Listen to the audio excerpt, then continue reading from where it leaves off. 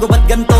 Ginaganapan ko lang na natural, tsaka inagapan ko na mautal nilawan, sinugal ginapang minahal. Katagalan natutunan ko rin tumagal, tsaka alam ko naman na inaabangan na sana tabangan yung papakawalan para di naabangan. Kaso nga lang pala pa naman ang alabang kinalakihan na galingan ng galingan, kaya nakasanayan ko makabuo na madiin. Di ko na malayo na malayo na malayo na palayo, narating patay ako na pailing. Mga naniwala di ko pwede biguin, di ko pwede pakitaan na bitin. Mga tinga na kalang busugin ko pa din kahit kabisado na kalitiin. Alam ko na may mata na nagbabantay kung paano ako sasablay, matyagang nag-aantay kung kailan ako tatamlay at lalaylay. Yung mga laway na makita ako na mahina, umay na manirang alay na manghila, kasi nga walang pinakitang hindi pamatay.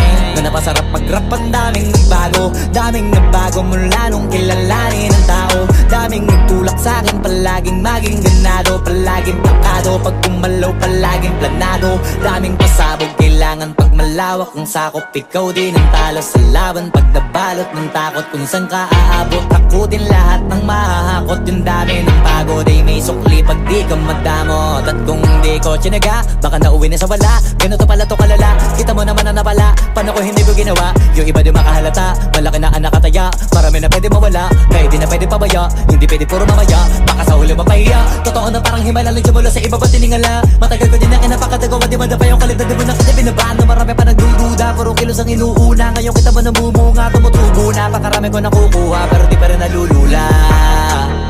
Tas sa ugali wala pa rin binago, tao pa rin pag umaharap sa tao. Pero pag usapang rap pa, iba-iba ko, literal na may bago kong naabangan sa tuwing may ilalabas na bago. Yan ang ginawang pambawi sa nakikinig palagi, para mas lalo sila ganahan. Di yung mga bago ko hanapin, yung iba naman nabababawan, pero di na para atupagin. Di kasi nila maunawaan, na yung bulsa ko pinapalalim.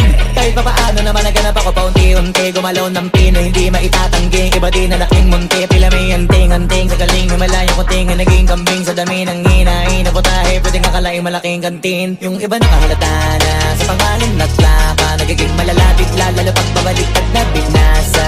Pag gumagawa, ginagawa, magagawa, maiba lang ang lasa, para maipakita ko din na din ako gumagawa na basta-basta. Ngayon lalo pang nananabik, kasi meron ang bumabalik. Gagawin ko pa rin ang gagawin, ngayon saan pa kaya ko neto dadalhin? Subok na sabok na yung lagi niyong sinusubok nun, yung mga nanubok, yung ilong umusok, tsaka kumulutong bong.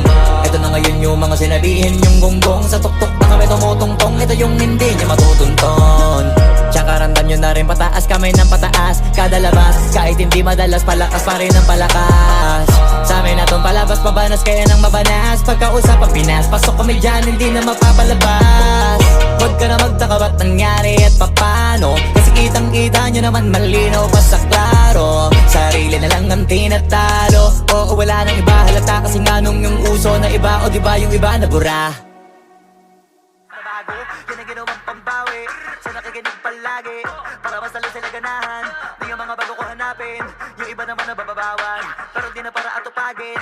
Di kasi nila maunawaan, na yung bulsa ko pinapalalim. Kahit pa paano naman naganap ako paunti-unti, gumalaw ng pino, hindi maitatangging. Iba din na laking munti, pila may anting-anting sa galing, may malayong kuting, naging kambing sa dami ng hinahin na putahe, pwedeng akalaing malaking kantin. Yung iba nakahalata